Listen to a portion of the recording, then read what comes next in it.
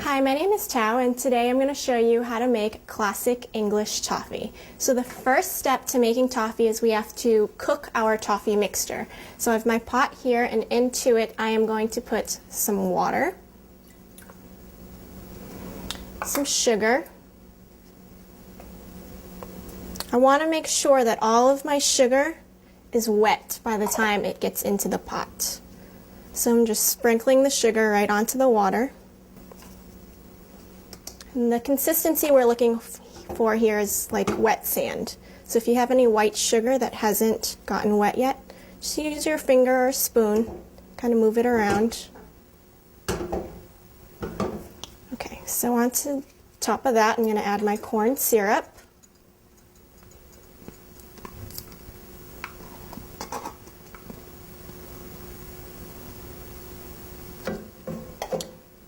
Salt. And butter. This might seem like a lot of butter, but it adds to the classic toffee flavor, and it also makes it so that when you chew on the toffee it doesn't kind of stick in the back of your mouth between your molars. So now I'm just going to turn my flame on to high,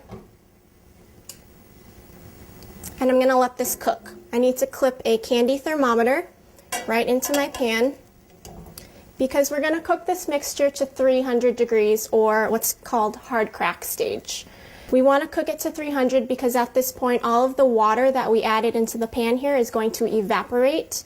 That is going to make the candy crack when we break it. And that's important for toffee because we don't want a soft caramel here. We don't want it to be chewy. We want it to be nice and crunchy and like a brittle. And every so often as it's boiling, I'm going to use a whisk to whisk it. This is important because I don't want the bottom of the pan to scorch.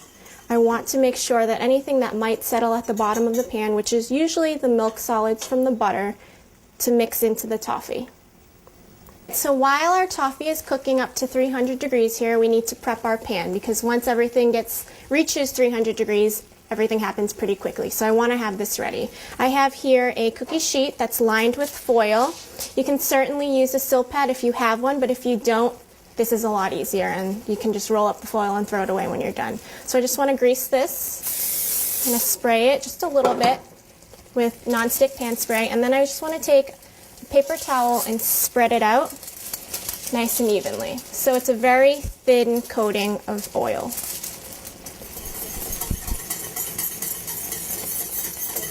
Alright, so my thermometer is telling me that I am at 300.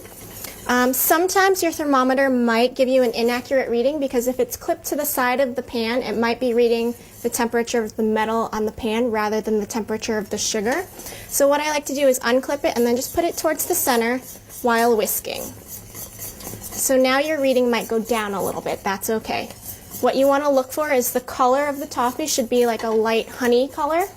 So we're back up to 300. I'm going to take my thermometer out. I'm going to turn off my heat,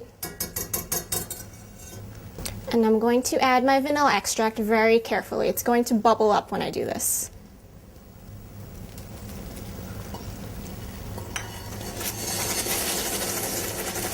So just be careful when you're adding your vanilla. It's going to splatter a little bit.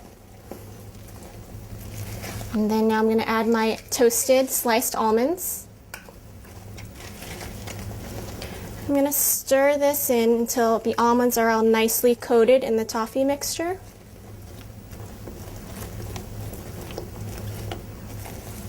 And then immediately pour your hot toffee right onto your prepared pan.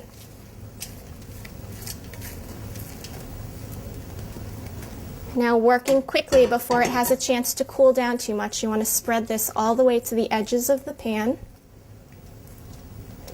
And try to get the almonds evenly distributed when you're doing this. Alright, so now we just need to let this sit here and cool. It's going to take about 20 to 30 minutes for it to cool completely. So it's important to temper chocolate for a few different reasons.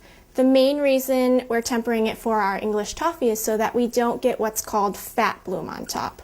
Fat bloom happens when the chocolate is either overheated or overworked, and it appears as yellow, gray, or white streaks on top of chocolate. It doesn't mean that the chocolate's bad, it's just unappealing to look at. So the way to avoid fat bloom is to temper your chocolate. So what I have in this bowl here is some nice dark chocolate, a good quality you want to start with, because if you're going to go through this process of tempering, you want to use a nice quality chocolate.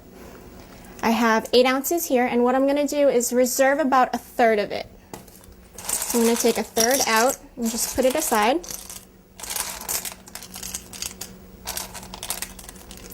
And the remaining 2/3 I have in a metal bowl, and I'm going to put this on top of a simmering water bath. I need to melt this chocolate down, and I'm going to melt it to about 120 degrees. I have a thermometer here, and I will test the temperature as it begins to melt. So my chocolate is at 120 degrees. I'm going to take my thermometer out, and I need to take my bowl off of the heat at this point. Now I have my reserved 1/3 of chocolate that's not melted, and I'm going to slowly begin to add this solid chocolate to my bowl, and that's going to bring the temperature down. I want my final temperature to be about 85 to 90 degrees. So a few chunks at a time. And this method is called seeding. This is the seed of chocolate that I'm going to add to my melted chocolate. As your seed begins to melt, you can add more seed.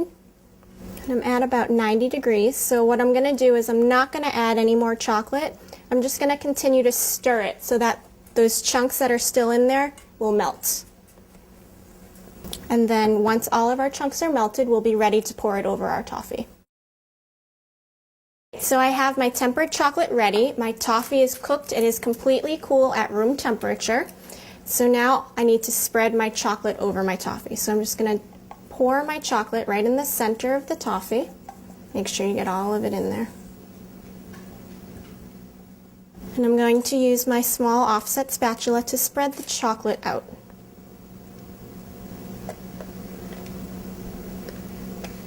So once I've got my chocolate spread evenly over the entire surface, I just like to go back with the tip of the spatula and make a little ridged design. And if your chocolate is properly tempered, this should set up within 5 minutes.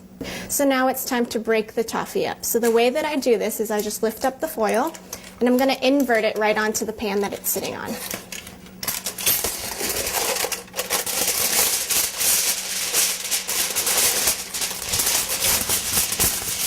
So now I'm going to take a blunt object, and I'm going to hit the toffee in a couple different places to make it break into uneven sized shards. If you want a very clean, crisp toffee bar, what you can do is, while the toffee is still soft and pliable, take either a pizza wheel or a knife and score it into bars or squares, whatever you like.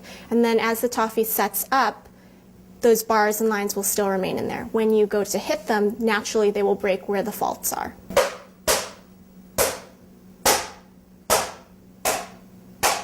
And you can continue to break it up into smaller pieces, but if you like large pieces, you can stop here. So now I have my bits of English toffee that are ready to eat.